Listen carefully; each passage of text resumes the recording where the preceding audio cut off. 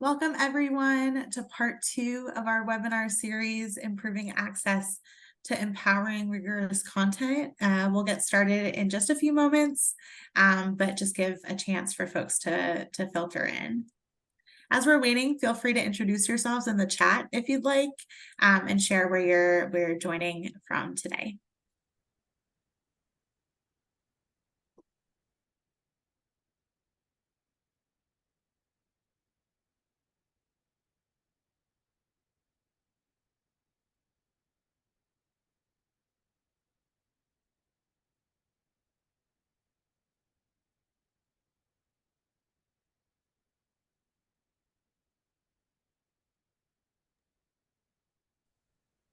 All right. Hi, folks. Have some people coming in from Connecticut. Welcome. Feel free to keep sharing where you're calling in from today, and we're excited to share with you our session on scaling access to high-quality instructional materials. I know we have folks on the line that have attended webinars in the past and others where it's their first time. So just want to give a quick bit of background or maybe refresher. My name is Shana Levitan. I'm a policy analyst at the Education Trust, working to host this webinar that's part of the Alliance for Resource Equity, which is focused on making sure that school systems and communities are working together to mobilize the right combination of supports to ensure that all students have high quality learning experiences. And we do this by focusing on 10 dimensions of resource equity. Our goal with this coalition is to provide tools and resources to help advocates and districts think about resources in a bit of a broader sense. So expanding our understanding to consider resources as people and time and money, and also considering questions not only around how much, but also how well money and resources are being spent and allocated. And so this webinar series specifically is a deep dive into one of those 10 dimensions, the empowering and rigorous content dimension. And our goal with this series is to provide you with new resources, new tools, and considerations on topics that all sort of roll up and are related to improving access to empowering rigorous content to use in your own advocacy work and policy priorities in your communities. Last week, we discussed why middle school is a crucial time for students to develop college and career aspirations and identities, and learned about an amazing partnership in Maryland between a school district and community museum called Invent the Future, which asks middle school students to consider what they would make as a maker challenge for improving life on this planet. Now, this week, we're going from Maryland to Tennessee, where we'll have the privilege to hear from Tennessee SCORE and district leaders that have been part of the LIFT network, which stands for Leading Innovation for Tennessee, on their efforts to implement and scale high-quality instructional materials to advance literacy outcomes in their communities. So Courtney Bell at Tennessee SCORE will give us a bit of background, and then we'll launch into a panel discussion with Dr. Barker, Dr. Satterfield, and Dr. Effler. The very last thing I want to note is that we'll have time for Q&A at the end. So go ahead and submit those questions through the Q&A function at the bottom of your screen, and we'll circle back at the end to address those questions. All right, I think that's everything, and I will turn things over to Courtney. Great, thank you so much, Shana. I'm gonna go ahead and share my screen here. And y'all let me know if you have any trouble seeing that. Is that clear for everybody? Yes, that's great. Okay, perfect. So thank you again to Shana and the Ed Trust team for giving us this opportunity to highlight some of the amazing work our districts in Tennessee have been doing over the last almost 8 years to improve literacy outcomes through the use of high quality instructional materials. So today we're going to talk a little bit, I'm going to share a little high level about SCORE and who we are as an organization, and then share a little bit of history about the LIFT network and the work that they've done together. And then the bulk of our time we'll spend with the amazing district leaders that have agreed to join me today to talk about their specific work in this space. And then we'll, to Shana's point at the beginning, leave some time available at the end for us to also take any questions from participants. So to start out, SCORE is the organization that I work for. I serve as the Vice President of Strategic Practice. which my team at SCORE does all of our research work, our data analysis, and then strategic practice is a term that we kind of made up, but basically is just work we do on the ground with willing district partners to try to test out innovative solutions and build proof points of what's possible.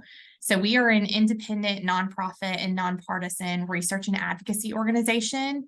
And our mission is to seek to catalyze transformative change in Tennessee education so that all students can achieve success in college, career, and life. So we, the beginning of our scope is in kindergarten, and then we follow kids all the way through to career. So next, I'm going to talk a little bit about LIFT, which, as Shana mentioned, stands for Leading Innovation for Tennessee.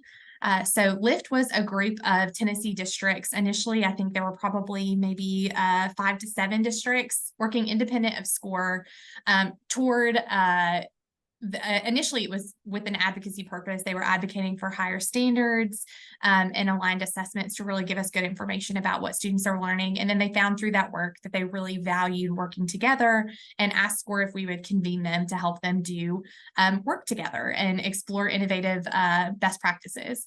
So we first convened LIFT in this literacy world in January 2016 with 6 districts. And so my friend Clint here, who you'll get to hear from in just a minute, was one of our original LIFT founders. Later that year, we expanded to 12 districts, and Jeannie and her district joined us at that point. So she's also been with LIFT for a long time. And then during the summer of 2020, we were, as a state, beginning to roll out high quality instructional materials. And obviously there was a global pandemic. So we expanded to serve even more districts and were able to work with folks like Dr. Effler, who joined in that last tranche, and were able to really push the work forward. So by summer 2020, it included 20 districts from across the state. You can see pretty geographically diverse, different types of districts, different sizes of districts, with a common focus.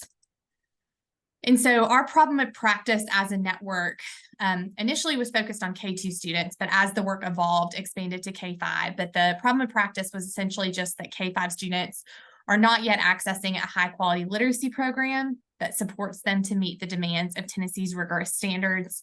Teachers and leaders had not yet made the instructional shifts that would support students to become proficient readers, writers, and thinkers. So that was kind of the framing for all of the work that we sought to do together as a network. And the solution that we were testing out was to expand and support the use of high quality instructional materials and align professional learning to build the capacity of both teachers and leaders to deliver standards aligned literacy instruction. So we arrived at that problem of practice through a lot of thoughtful work that involved classroom observations, really getting in and seeing the state of affairs, and kind of honed that over time. But that's the central work that this network has focused on for the last 8 years. And they've seen some pretty impressive outcomes. So these are just a quick snapshot of some of the changes that we've seen. But throughout the network, we've been really committed to ongoing progress monitoring. So twice a year, our technical assistance partner, TNTP, would go through with district leaders and walk classrooms, look at student work, look at instruction, to collect data on the quality of instruction aligned to a tool called the Instructional Practice Guide. And then we also regularly surveyed teachers and leaders on both their knowledge and perceptions. And then some districts also chose to survey families to see how this was landing in their community. But just a couple of outcomes from that. So the last round of classroom walks we did, 67% of observed lessons reflected the demands of Tennessee's standards, compared with only 6% during initial reviews. 85% of sampled classroom assignments were grade appropriate, compared with only 8% during initial reviews. And 61% of students met the demands of grade level standards on assignments, compared to 5% during initial reviews. And this data, this is obviously collected by our technical assistance partner, but this data also bore out in our state test results. Prior to the pandemic, the LIFT network as a whole grew 25 times faster than the state on average in 3rd grade reading. So has really had tremendous impact on the outcomes of students. So I'm going to quickly talk through some of the key learnings. I pulled these from annual reports that we've done across the year, but I think that they're pretty consistent. And then the leaders who are joining me in a little bit will be able to speak to some of these more directly. But the first key learning we had is the importance of having a strong vision for literacy. A strong vision allowed the districts to be able to create aligned systems of support that provide increased opportunities for accelerating progress. And then when districts were able to do that strategic alignment of resources, they were able to create cohesive strategies that drive toward the same overarching vision and goals. And that leads a little bit into the second bullet around a vertical spine. So one thing that has been important to us in this work is that this is not work that lives just at the teacher level. We have really prioritized building that entire vertical instructional spine from the superintendent to the instructional coaches that are serving at a district level, to the school leaders, to the school-based instructional coaches, to the teachers. They all have to have that aligned vision for what literacy success looks like. And that's why it's been important for us that our superintendents actually go on walkthroughs, our district leaders go on walkthroughs in each other's districts and really see the work happening. It's not something that they just pass off to someone else. They have to have that clear vision, because ultimately the district leader is the one that's removing barriers, ensuring that this continues to be a priority for the educators in their district. We also found, and this is unsurprising, but that it's really important to have a concentrated and continuous focus. I think a lot of times in education, we do something, we adopt high quality instructional materials, and then we check a box and said we've done that, and we move on to the next thing, and then we wonder why it didn't actually work. And so I think this network has really shown the power that high quality instructional materials are really a foundation for instructional change, but teachers need that sustained, targeted support and development and feedback over multiple years to realize that change. And every year as a network and as individual districts, our LIFT leaders are evaluating their data and figuring out what their area of focus is going to be for the upcoming year, because this is not work that is ever done. We also have found that it's important to have a strong systems and structures in place, because without those, it's hard to set clear and ambitious instructional priorities. So, for example, making sure that you have systems for professional learning, making sure that you've built a culture of collaboration in your district, that teachers don't feel uncomfortable when someone's coming in to observe their classroom, that they don't feel like I want to close my door and just do my thing, and that they actually welcome having people in to view their teaching and give them feedback. Having strong professional learning communities that are not just a structure in that there's time for them to meet every week, but our folks leverage intellectual preparation protocols that they're using during that. They're doing student work analysis. They're doing less unit prep and thinking about enduring questions for the work over a longer period of time. So really having those structures and support systems in place is really critical. And then lastly, teacher investment is probably the most important piece to this. I think we've seen a lot of places that have implemented high quality instructional materials, meaning they've purchased them and they've given them to the teachers, and then nothing really happens. So providing the teachers with the materials can't be your standalone strategy for improvement. There has to be a targeted strategy for teacher investment in the materials. And that's critical to improving literacy outcomes. And I'll ask our leaders to speak to that a little bit directly, because just being candid, that's something as a network that we've always struggled on with our data, is how do we improve that teacher investment level? Last thing before I invite our panelists to share their perspectives, a little bit of where the future of this work is. We officially wrapped up the LIFT network in May. Because our leaders know what they're doing in this space. I think there's still a question mark of whether we'll still get them together just to meet, because this has become such a strong professional learning community, but they all have relationships with each other outside of SCORE. They don't need the network to make that happen any longer. But we as an organization are still continuing to focus on what is the next phase for literacy. And so 2 areas that I would highlight. We'll be releasing a paper next week about instructional coherence. So how can you actually leverage your high quality instructional materials across all support settings throughout the school day, whether that's tutoring, whether that's an intervention time, to ensure that our students who need the most are not getting something different in every different setting that they go to. So that's something that we've been supporting. And then we're also launching a network currently where we will be working with educator preparation providers and some of their district partners to create a cohesive vision for literacy success for new teachers. Because what we were frequently hearing from our leaders in the LIFT network is, my current teachers have got it, that every time I hire a new teacher, I'm having to go back and reteach, retrain. And so we are trying to work with our educator preparation programs to get aligned on what the actual vision is for this work moving forward. So with that, I am going to move to our panel discussion. So I have three amazing leaders and friends joining me here today. So first, Dr. Jeannie Barker. She is the superintendent of Lenoir City Schools, which is a district in Northeast Tennessee. Lenoir City Schools serves a huge population of English learners. I think it's something that some folks would not immediately guess of a small district in sort of suburban Tennessee, but they serve a large number of English language learners, and so have a lot of important learnings that they've shared across the network. Dr. Lauren Effler, who is the supervisor of pre-K-12 curriculum and instruction in Union County Schools, which is also a rural district in East Tennessee. And then Dr. Clint Satterfield, who is the superintendent in Trousdale County Schools, which is about an hour outside of Nashville, also a rural district, and just all three of these leaders doing amazing things for students and seeing just tremendous gains. And so I thank them for joining me on this webinar today in what I know is a crazy time of the year.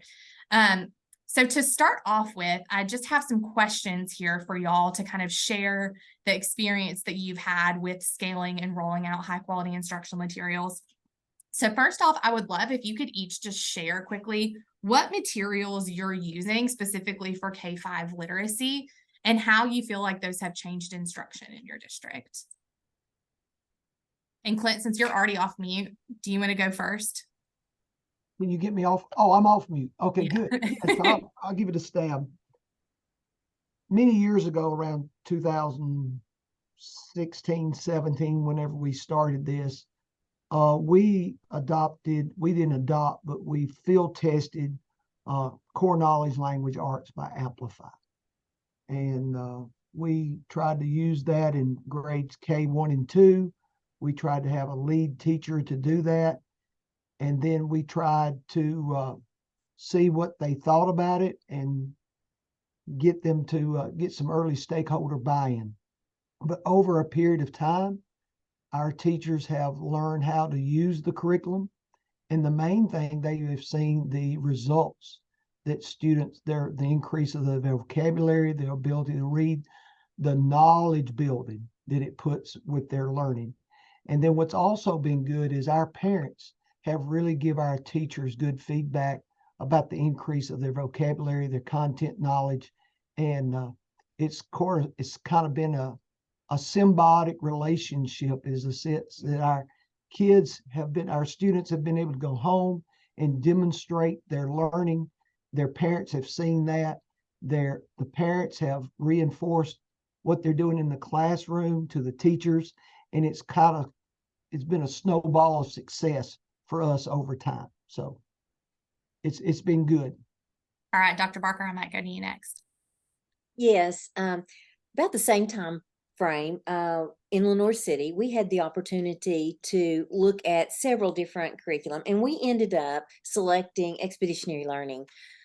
We chose that because it did have a level of support for English language learners that we needed.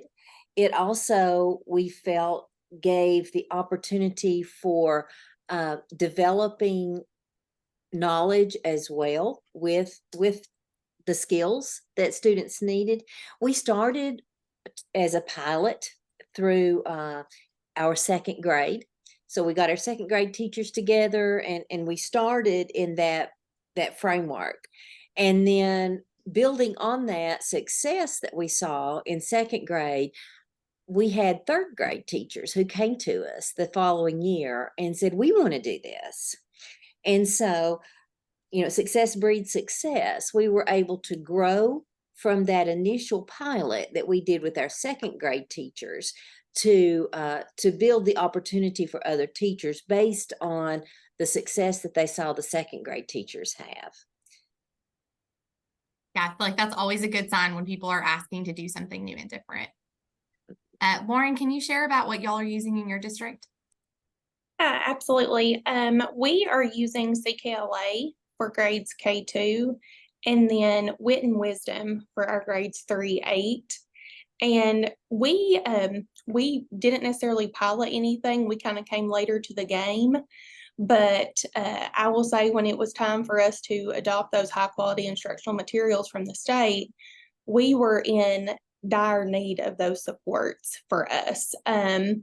Previously, we had adopted some materials that may not have been of the highest quality or not what we needed to change to. And so our teachers were utilizing Teachers Pay Teachers and creating their own material. And we really didn't have any cohesiveness in our district with high quality materials up until we adopted those materials. Thank you for that. And I always say our leaders in LIFT are bold and courageous leaders. I believe, and Lauren, correct me if this is wrong, but I believe one of the first conversations we were having with you about whether or not you all might be interested in joining the network, you were actually throwing old textbooks in a dumpster to make sure people weren't going back to those. That is 100% correct.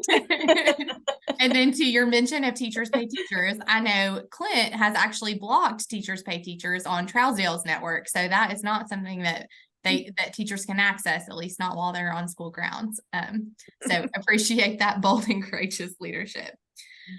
So some of you have started speaking to this a little bit, but Clint and Jeannie, as you all were on the early adopter end, can you talk a little bit about your approach to initial rollout of this work and then how you scaled it over time and what you think led you all to be successful with that? Jeannie, I can start. Okay. On that again is the main thing that we wanted to do. We knew the importance of getting buy-in, and we wanted to be sure that we got buy-in from teachers that carried weight with other teachers. So we had to, first of all, get our principals and administrators on board. We got Miss Badru, as you know, excellent principal at the school, to study it, to work with it, and then for her to buy in, and then her enthusiasm carried over with those lead teachers. We knew if we got those lead teachers buy-in that we would have an opportunity. So we didn't try to cram it down their throat, so to speak. We wanted it to be their own decision, but we wanted to provide the leadership so it would be the right decision. It's kind of like, you know, my children, do you want to you want to come in tonight at 10 or 12? 12, no, I was thinking more about 10, so we want to be sure that, we give them some choices within parameters. And so what we did is we just did the reading and listening piece first before we did the skills. And we did that one year, and then we added the skills, and then they saw the difference. And then once we got our lead teachers behind, then everybody kind of fell in line, and it, like I said, it gained a lot of momentum with us over time. Another thing I like to say is that when we first started with CKLA, we didn't even know about the assessment remediation guide, the intervention pieces that it had for the instructional coherence piece. So we went about 2 years and didn't even know what that was for. And then later we learned about it, and we learned how to use it. And then it really gave us a great deal of instructional coherence at all levels of intervention, which was a big hit for our schools and our teachers. Yeah, that's great. I think that's been a learning across the network, is just how many resources are actually packed into these if you actually dig into them deep. Okay, Jeannie, I would love for you to share. And then I also would maybe, I don't want to put you on the spot with this one, but I know you had a zealous school leader who was like, I want to do this, and tried to roll it out on her own and maybe didn't have as much success. So I wonder if you could reflect on like where the rollout went well, and then what lessons were learned from where it did not go as well. Absolutely. Leadership matters, and that's not just a cliche. That's truth. And so we tried to, there was a sense of urgency, I will say. And so when we started, I told you we started with second grade, but based on seeing some of the early results. I did have a principal at the middle school level that I often call her a bull in a china shop. But I love her. She's very enthusiastic and she is a leader. And she saw the results we were having with second graders. And she said, I want this for my middle school students. And I told her, I said, I don't have the funding right now to provide these materials for you. She said, I don't care if I can come up with the money. Will you let me purchase them? And I said, well, go forth and see what you can do. So she did. She rearranged some resources. She did some of her own creative work and came up with the money to purchase the materials. So she went out and got the materials, but because she did that, there was not a lot of professional development support. She implemented the materials, and I call this a tale of two implementations, because she implemented it and then she was having some pushback from teachers, and it was hard. And so the year didn't go quite as well as she expected. And along the same time, we were doing all of the professional development and providing all the support for our second grade teachers. And she saw that. And so she said, for the following year, she said, I want the materials, but I've got to have the other piece. And that is the teacher-facing professional development and the support and the understanding of the why behind the materials. It wasn't enough just to have the materials. And so the first year, I called it the yo-yo implementation, which is you're on your own. The second year, we added professional development and support for her, and the results were dramatically different. That created the support in her teacher group to say, hey, these materials, it's not just enough to have the materials. You also have to have that teacher understanding, that teacher proficiency. I like to call it the teacher magic. So they know that it's not enough just to have materials. You have to also have that professional development, that vertical spine for support, and that understanding of the depth of the standards and the instructional shifts that have to occur.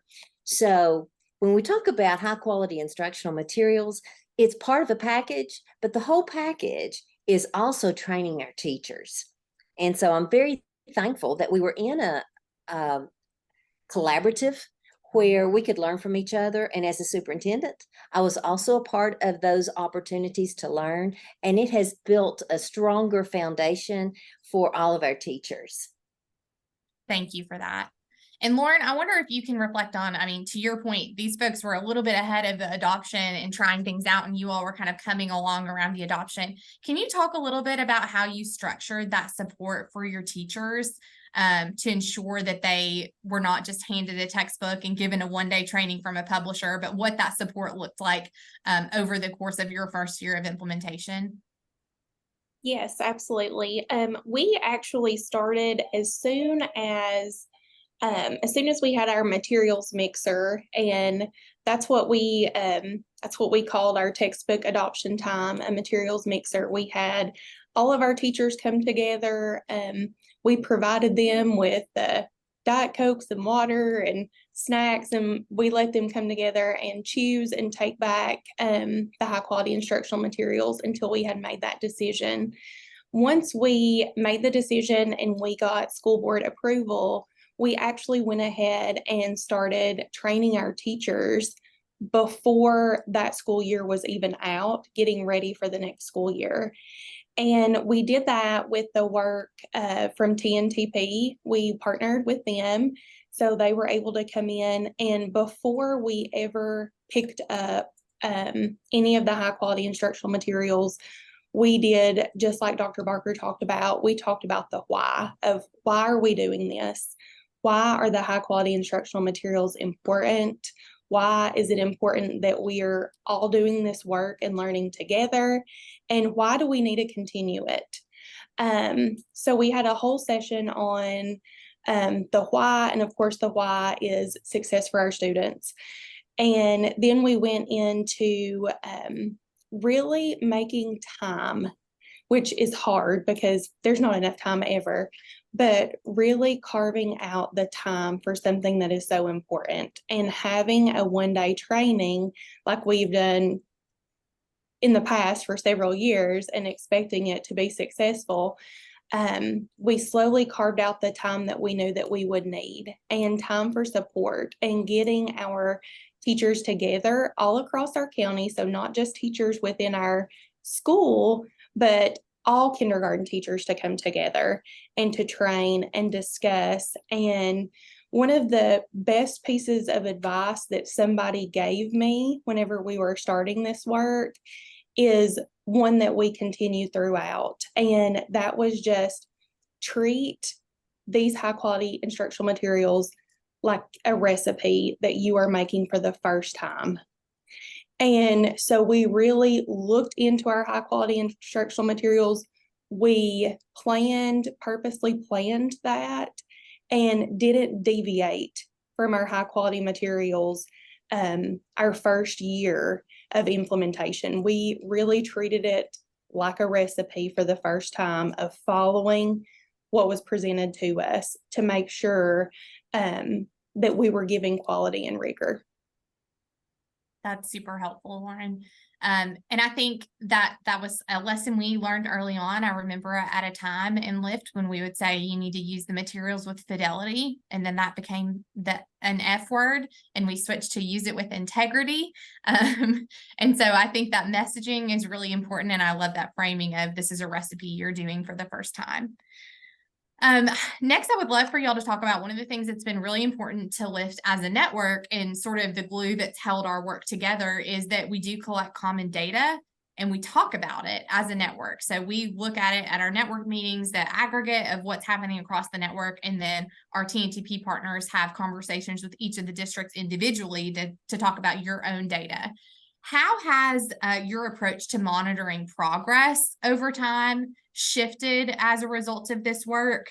What are the metrics that have been really important for you to look at? And how is that different than what you did in the past? I know, speaking from my own personal experience, there's often an over-reliance to want to see a jump in state test scores immediately. And when you don't see that, like, well, did we make the wrong move? And I think what we learned through Lyft is it took many years before we saw that bump in state test results because we were looking at early grades. And so I would just love to hear from you all how your approach to monitoring progress and what are the things that you value now when you're looking to check on instructional quality that may be different from how you valued things previously. I will say that in Lenore City, we were very excited because in our first 2 years, we saw tremendous growth in our second grade, third grade, and then in our middle school. And we were on a very high trajectory. And then something crazy happened, and it was called COVID. And so from then, we have tried to get back on track. And over time, I know that other districts are experiencing the same kind of thing. We began to see a shift in teaching staff. And to go back to what Courtney was talking about early, we have teachers that are coming in, we're having to start back with ground zero with. And so that continual support is very important. I can say that has been a challenge for us is to continue. We saw initial great results, and then somewhere along the way, it's been more difficult because we are now seeing how important it is to look at what the students are doing. The teachers are now, they've got those moves down pretty well. So now we're having to put the emphasis back on what are the students learning. Teachers are doing what they're making the cake now. They're following the recipe, but we just need to make sure that it tastes good to everybody that's in the classroom and that it is meeting the needs of every student. And we have such a diverse population that in Lenore City, we continue to struggle with making sure that the student work analysis piece is high quality and that we are looking at what we expect our students to do and what they are actually doing. And so that is our focus this year, is to make sure that we are looking at the intellectual preparation based on looking at student work analysis and tailoring the lessons and the supports to meet those student needs. Thank you for that, Jeannie. And just for the participants on the call who may not be familiar with that language, intellectual preparation, we have a protocol that's used across the network. A lot of times people have this perception that with high quality instructional materials, you just hand teachers a script that they read. And actually what all of these leaders will tell you is if someone is just reading a script for the first time, it's not going to be very good. And so there's a specific protocol that all of our leaders take their teachers through to help them mentally prepare for what am I teaching? Why am I teaching it? Where might there be sticking points? How am I differentiating this for my different student groups? So that's a great example. And I think centering it on the student work, that the best taught lesson doesn't mean anything if kids didn't actually learn it and absorb it. Clint or Lauren, what would y'all add to that? I would say that another thing I think that Lyft did a real good job in their leadership was when they were collecting data, and particularly the survey data of teachers about the teacher perception 2 times a year. It sort of gave us a pulse check, a litmus of about how implementation was going. And then we could see some things with professional development that we needed to support our teachers on a little bit more. But we were also getting good pulses, so to speak, that this was being well received by our teachers. And it was what being, Lauren was talking about the why. The why is basically, our students, our teachers will buy in if they know and see it's good for students. So once they see that this is working for students, it's kind of self-perpetuating, so to speak. So that teacher perception survey 2 times a year really helped us guide our support, over those many years. But here was the big thing for us, was the feedback from the IPGs. And, there's the 3 core actions. Core action number 1 is about the curriculum and materials. Core action number 2 is about the decisions that the teachers make. And then the third one is about what students are actually doing, like Jeannie was talking about with the student work analysis. So each one of those core actions get more difficult. So as you watch over time how you're moving toward strengthening core action number 3.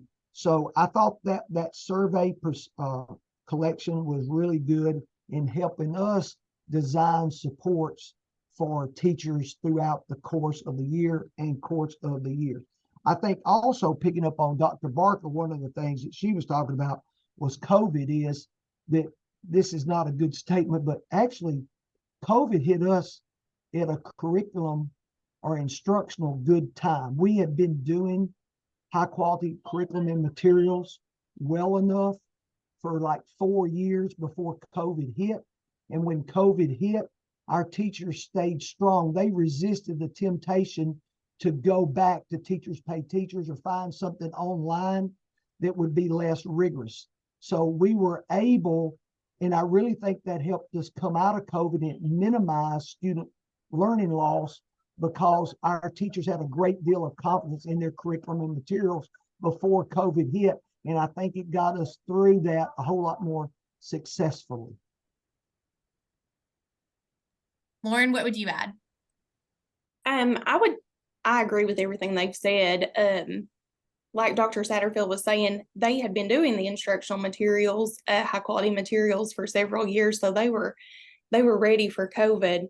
That was our first year of implementation of high quality instructional materials, was our COVID year.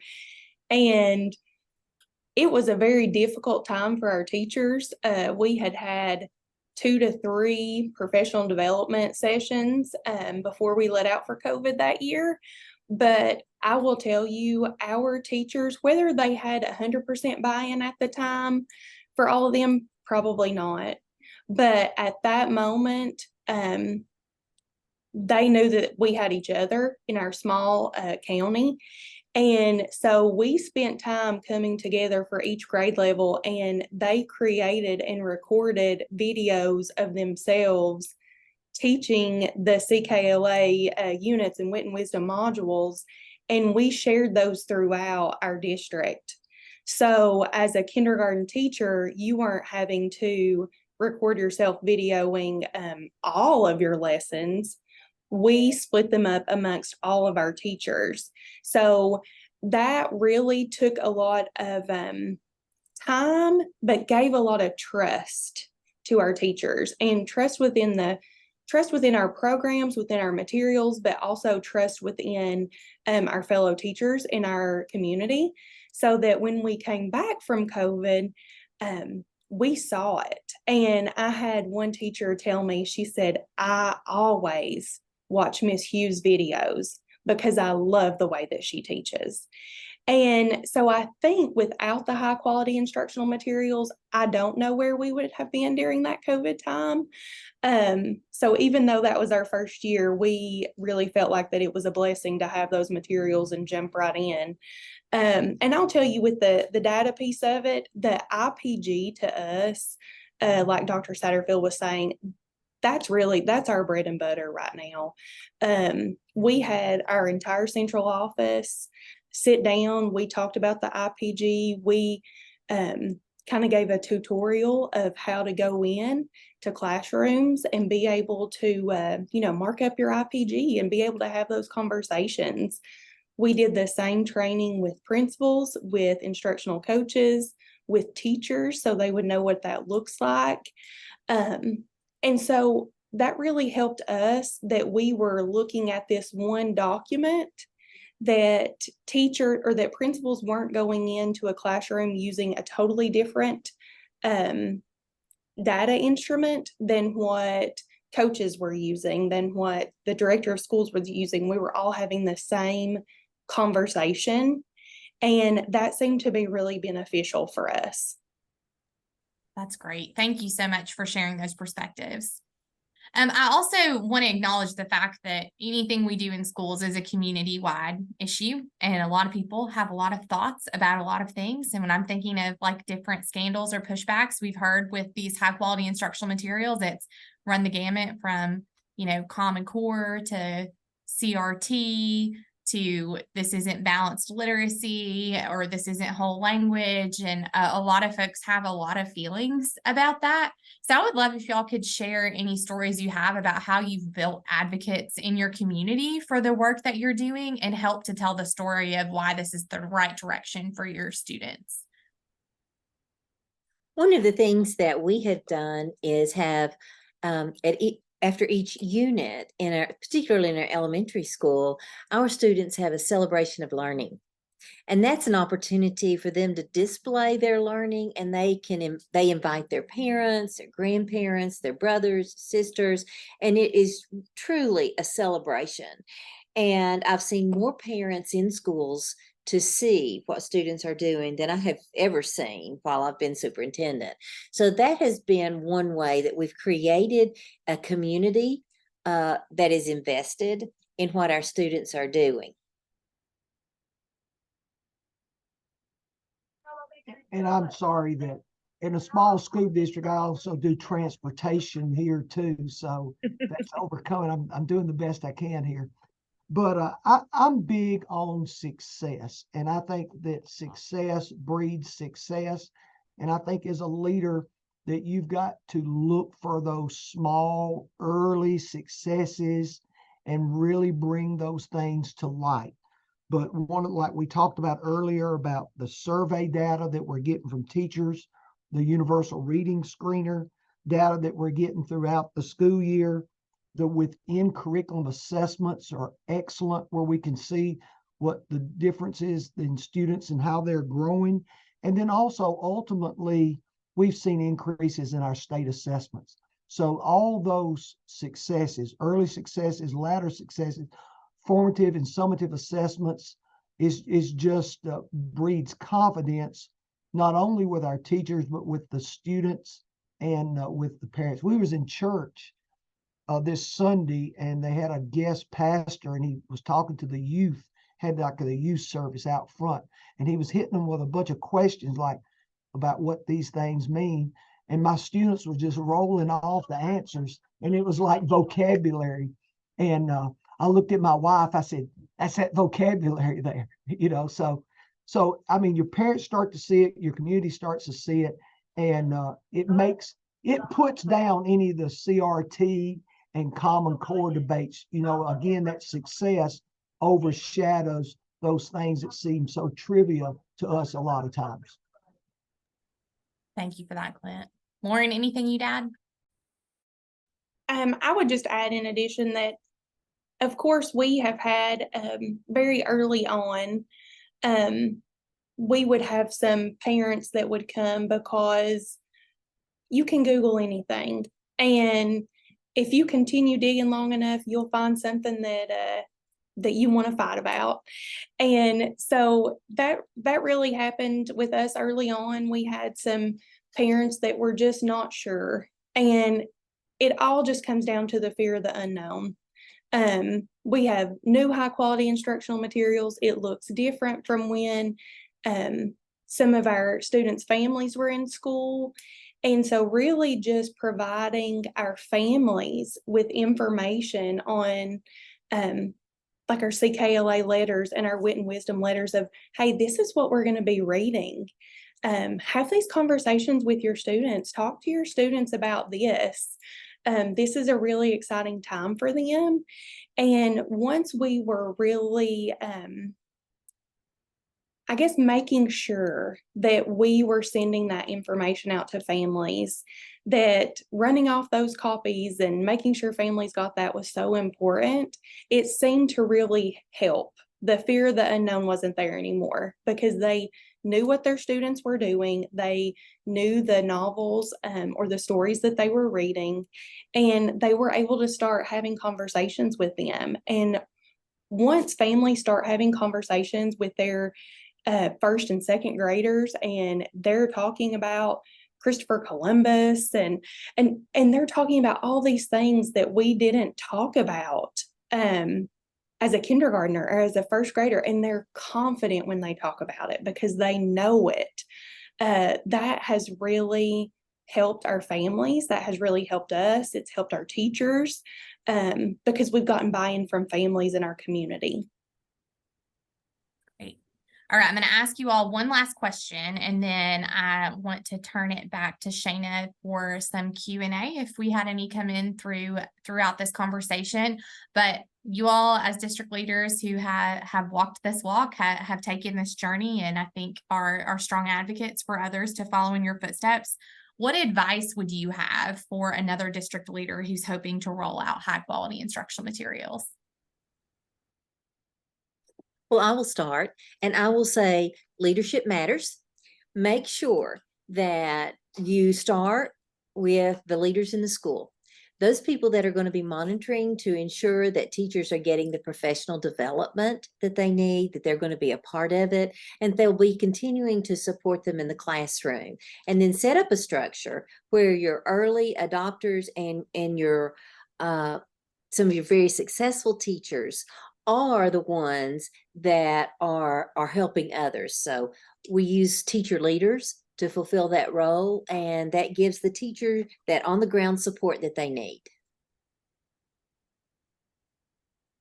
Courtney, I'll pick up on that. I agree with everything Dr. Parker is talking about here. I think for us I think Martin Luther King had a quote one time. It says, if you can't fly, then run. If you can't run, then crawl or walk. If you can't walk, then crawl.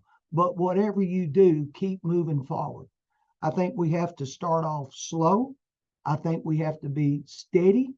I think we have to get buy-in, but we have to, as leaders, we have to be persistent and overcome resistancy with persistence. And I think that's a real big key that I would give any leader is you've got to keep moving forward until the objective is obtained.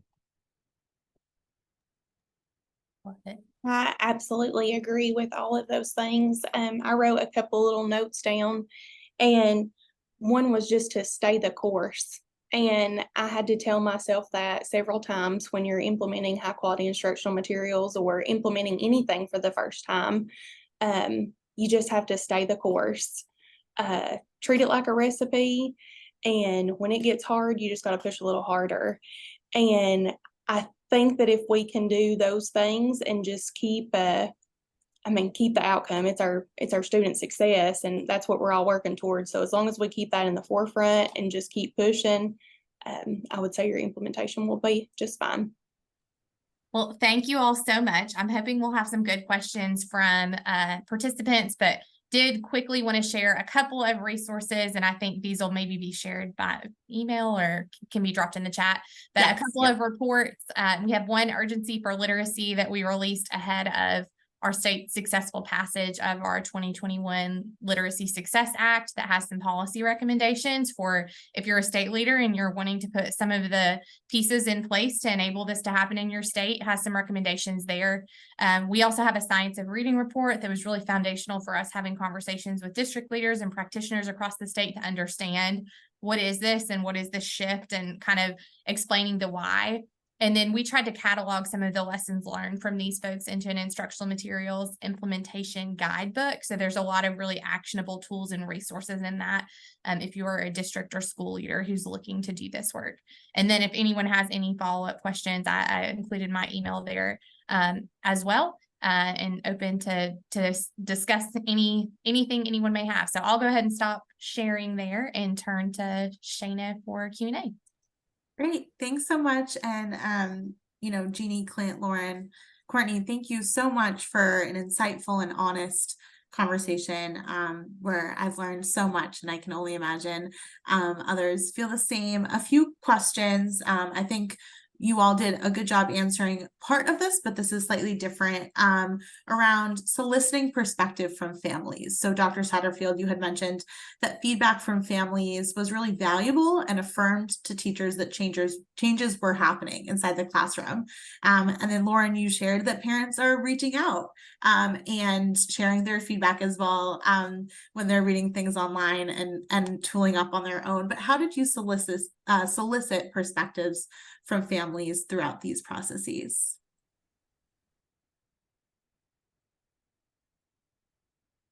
Lauren, do you want to start that? I'll let you go ahead.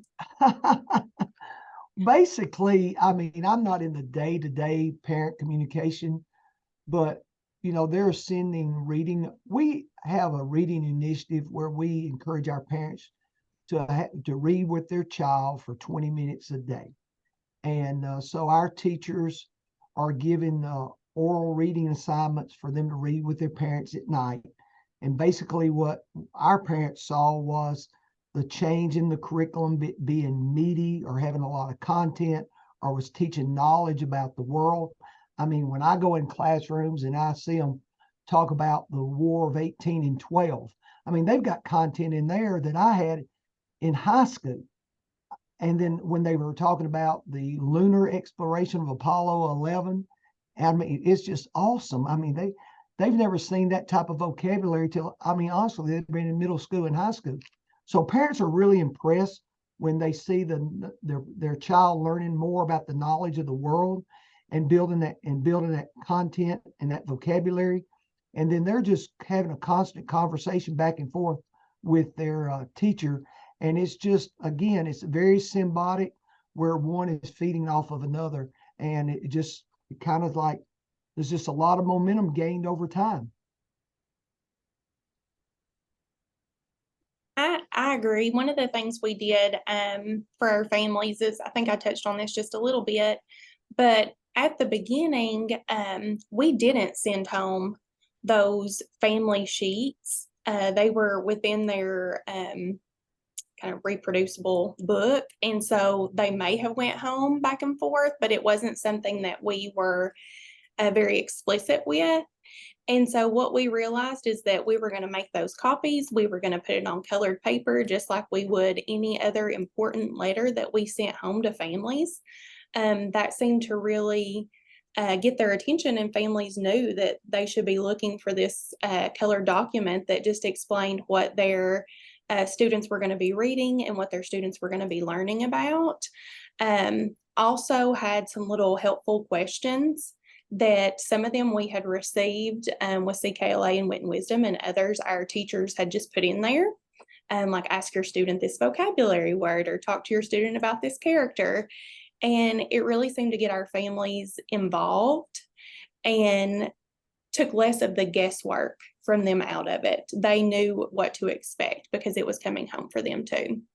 I will say across the network as well, we did do some surveying of parents. So some districts did surveying via email and some did surveying via text message of just a simple, how do you feel about your child's reading? How do you feel about the materials that are being used? And so that was a helpful peak, but I think anyone who's tried to do surveying knows getting a good enough response rate is sometimes difficult. And in order to get a good response rate, you're often not able to ask questions that are very nuanced or detailed. So it was sort of a blunt instrument. So I feel like the anecdotal feedback that they've received and then structures like Clint and Lauren explaining, even Jeannie talking about the learning days of bringing families in, I think those were great indicators of what the community feel was. Great. And I think it was Neil who asked that question. Thank you so much for asking that, and really impressive stuff. I think we probably have time for one more question. This comes from Ellen, and I think Courtney, maybe you could start. This might make sense for you to elaborate on the supports provided to SCORE and LIFT from TNTP. How did they help you, and how was that organized? Yeah. So as SCORE, we're sort of the intermediary organization. We're the ones who have the relationships with the districts and are trying to be their advocates. And we do all of the grant writing to find funding to support this work. And then we do all of the knowledge management to capture what we're learning and to share it out. And then also because we are a research and advocacy organization, we try to leverage when we see a best practice, how could we scale and spread that? Is that something that needs to be put into policy? Is that something that there needs to be a grant fund for us? That's kind of the role we play. And then TNTP's support has looked different over the years, depending on where we were at in the work. Early on, the support, I believe they were on the ground with districts probably about once a month, where they would be in there helping them co-lead a professional learning session, walking classrooms, any of that type of thing. And then as we got later into the network, that support was less frequent and sometimes was more virtual than it was in person. But I think, and I would love for the leaders to reflect on what is the most helpful part. But from my perspective, one of the things that I really valued about TNTP as a technical assistance partner is they don't tell them what to do. They don't do it for them. They really are a critical thought partner who has a ton of deep expertise and knowledge, who is able to work with the district leaders to figure out what is the best strategy and how to deploy it. So I don't know, Jeannie or Clint or Lauren, if y'all would want to reflect on what supports in the bucket of supports that were offered that were most helpful to you as leaders. I think one of the things that has been the most helpful in our district with TNTP has been that thought partner relationship and their access to most current research. They vet so many of the late breaking research that is very directed to how we can best support students and teachers. And so having a partner like that is well versed in the research and understanding is gold to me.